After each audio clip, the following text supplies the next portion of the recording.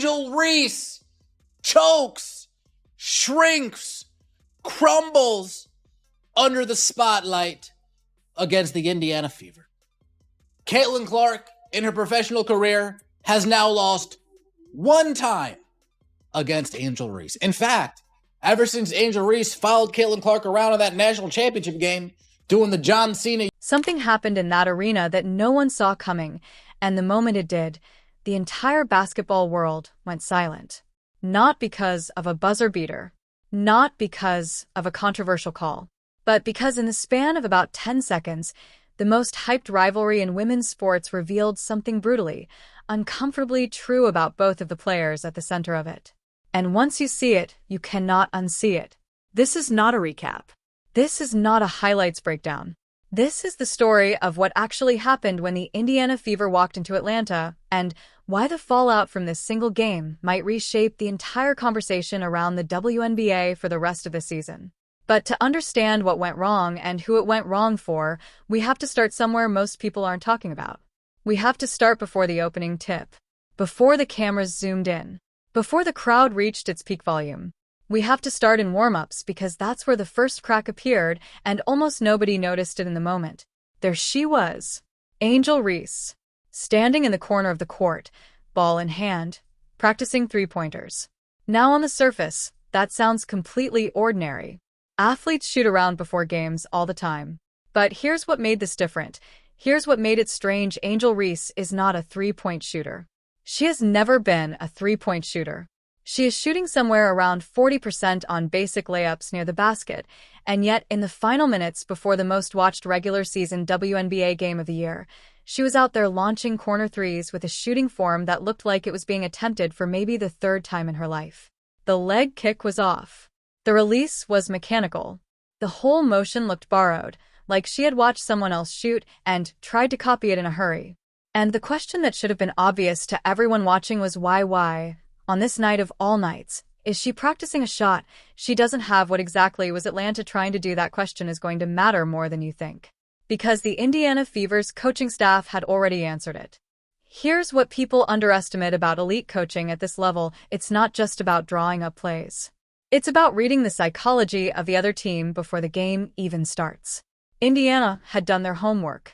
They had studied Atlanta's tendencies, mapped their offensive patterns, and somewhere in that preparation, they figured out exactly what Atlanta was going to try to do with Angel Reese against this defense. And so Indiana built a trap. Not a physical trap. A psychological one. The plan was elegant in its cruelty. They were going to dare Atlanta to beat them from the outside.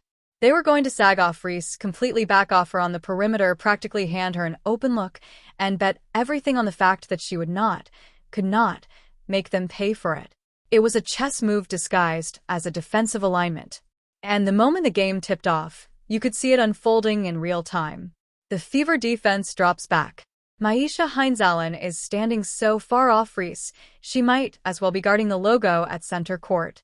And Reese, she sees this. She recognizes the space. You can almost see the confidence building in her body language, that slight shift in posture that says they're giving me this, and I'm about to make them regret it. She calls for the ball. She catches it. She sets her feet. She fires. What came next was one of the most jarring single moments in recent WNBA memory. Complete airball. Not a clank off the rim. Not a shot that almost went. The ball missed everything: the backboard, the rim, the net, all of it. And in the half second that followed, before anyone in that arena fully processed what had just happened, Reese did something that somehow made it worse. She used body English. She was still trying to will the ball into the basket after it had already left her hand. That instinct, that physical desperation to influence something that was already beyond her control, said more about the mental state she was in than any stat line ever could. The crowd went quiet in that specific way crowds go quiet when something unexpected and slightly painful happens. The kind of quiet that's almost louder than noise. And on the other end of the floor, the Indiana Fever immediately recognized what they had just been handed. You have to understand something about elite athletes: they don't wait for momentum to come to them. They sprint toward it the second they see it shift. The Fever pushed pace. Raven Johnson brings the ball up, a screen gets set, and now watch Atlanta's defense. Watch specifically what Ryan Howard does in this moment, because this is where the game doesn't just tilt, it collapses. Howard stops moving. Completely stops. In a live transition play against Caitlin Clark, she just stops. She gives up on the play before it's finished.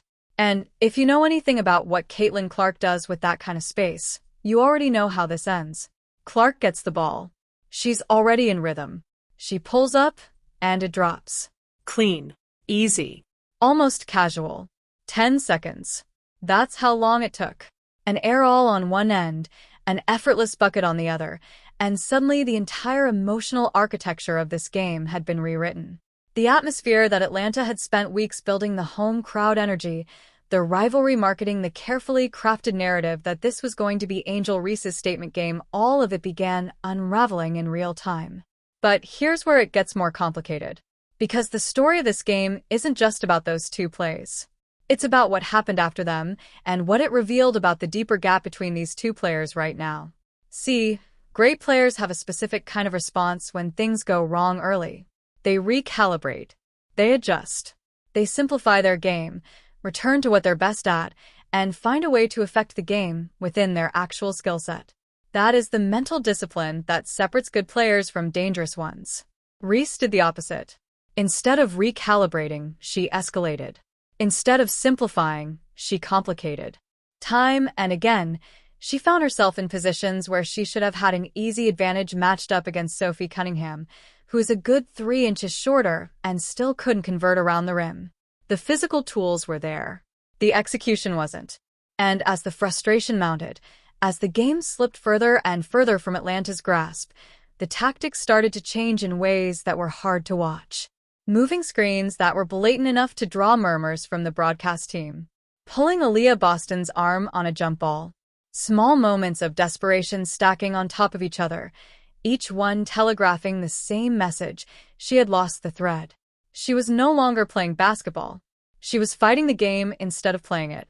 And Indiana just kept executing. This is the part that doesn't get enough credit when people talk about this Fever team. They're not just riding one player.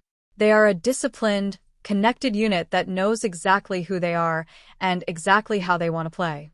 So when Reese finally tried to force her way to the basket out of desperation, out of frustration, out of some need to manufacture something on a night when nothing was coming naturally, Aaliyah Boston was there, waiting.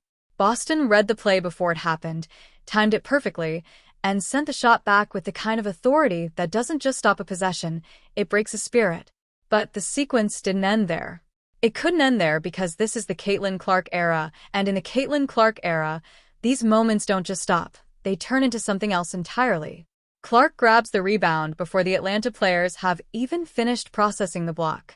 In the same motion, almost before her feet hit the floor, she launches a full-court pass, sharp, accurate, perfectly weighted, and Kelsey Mitchell catches it in stride for an easy basket. Blocked shot. Phenomenal pass. Demoralizing bucket. All within 3 seconds. Think about what that sequence communicated to everyone watching. It wasn't just good basketball. It was a demonstration of how completely different these two teams' cultures are right now. Atlanta was reacting. Indiana was orchestrating. Atlanta was emotional. Indiana was precise. Atlanta was hunting a moment. Indiana was just playing. And that difference, that contrast in competitive identity, is ultimately what this game was really about. Let's talk about the number that people keep dancing around without fully confronting.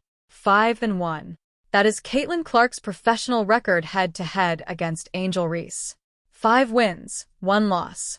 In a rivalry that has been framed as neck and neck, as two equals going to war, the actual scoreboard tells a completely different story. And the gap isn't just in the win-loss column. It's in the quality of the performances. When Clark plays in these games, she looks bigger than the moment. When Reese plays in these games recently, the moment looks bigger than her. That's not an insult. That's an honest observation about where they each are right now in their development. But here's what makes this more than just a game story. Here's what makes this something worth sitting with for longer than a single news cycle. The WNBA right now is experiencing something genuinely unprecedented. The economics of this league have shifted in ways that would have seemed impossible just a few years ago. Arenas are selling out. Television ratings are breaking records that have stood for decades. The financial trajectory of professional women's basketball is moving in a direction that no one in this sport has ever seen before. And everyone, the players, the teams, the networks, the sponsors, everyone is competing for position in this new landscape. That pressure is real. The stakes are real. And when the stakes are real, the spotlight doesn't just illuminate greatness, it exposes everything that isn't there yet. What Atlanta showed in this game wasn't failure of effort. You can't question the preparation, the desire, the competitive spirit. What Atlanta showed was a failure of identity. They came into this game trying to be something they're not yet, trying to match Indiana on a level of execution they haven't yet earned, and the result was a performance that felt scattered, reactive, and ultimately hollow. Meanwhile, Indiana came in knowing exactly who they are. They came in with a system, a philosophy, a trust in each other that doesn't waver when the pressure spikes. And at the center of all of it, almost surreally calm for someone carrying the weight of an entire league's commercial renaissance, was Caitlin Clark doing what she does, making it look easy and quietly adding another chapter to a story that is still very much being written. By the time the final buzzer sounded, the numbers had finished telling the story that the game started. 11 points. 4 of 9 shooting. 4 turnovers. A -8+. For a player who is supposed to use this game as a coming-out party, as a statement, as proof that the hype was justified, those numbers are not just disappointing. They are a reckoning. And the difficult thing about reckonings, the thing that makes them different from regular bad games, is that they don't disappear into the noise. They stay. They become reference points. They become the thing people bring up the next time expectations don't meet reality. But here's the thing, and this is the part of the story that most people will miss in the heat of the rivalry narrative. None of this means Angel Reese is finished. None of this means the Atlanta Dream can't rebuild and recalibrate. Sport doesn't work that way. The players who become truly great are almost never the ones who had the smoothest paths. They're the ones who hit a wall hard enough to leave a mark, who sit with the embarrassment long enough to let it teach them something, and who come back different. The question isn't whether Reese has the talent. The question is whether she has the self-awareness to look at a night like this one and ask the right questions instead of the comfortable ones. Can she look at that air ball and ask not why didn't it go in, but why was I out there taking that shot in the first place? Can she separate the image she's built around herself from the player she actually is right now, and then do the uncomfortable, unglamorous work of closing the distance between those two things? That answer will define her career far more than any individual game result. And on the other side of this rivalry, in the Indiana Fever locker room, the conversation is probably much quieter and much simpler. Because when you're winning, when your system is working, when your best player keeps delivering in the moments that matter most, you don't need to change much. You just keep going. You keep building. You keep stacking evidence, game by game, that what you're building isn't a moment, it's a dynasty in the making. Here's what I keep coming back to, though. That moment at the start. That air ball. That desperate, aching body English trying to guide a ball that was already gone. Because that image is not just about a missed shot. It's about the weight of expectation and what it does to a person when they haven't yet built the inner foundation to carry it without cracking.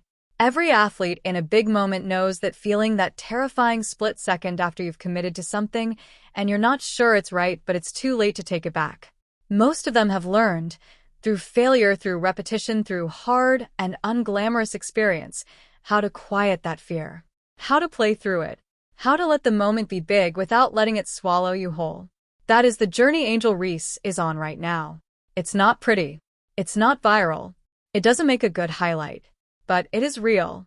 And sport, stripped of all its theatrics and marketing and manufactured rivalry, is ultimately about that journey, the unfiltered, unscripted, deeply human process of finding out who you actually are when everything is on the line. The Indiana Fever already know who they are. The Atlanta Dream are still finding out. And the rest of us, we get the rare privilege of watching it unfold in real time, in sold-out arenas, under the brightest lights this league has ever produced. The next chapter is coming. And if this one taught us anything, it's that when it arrives, you might want to pay very close attention to the warm-ups.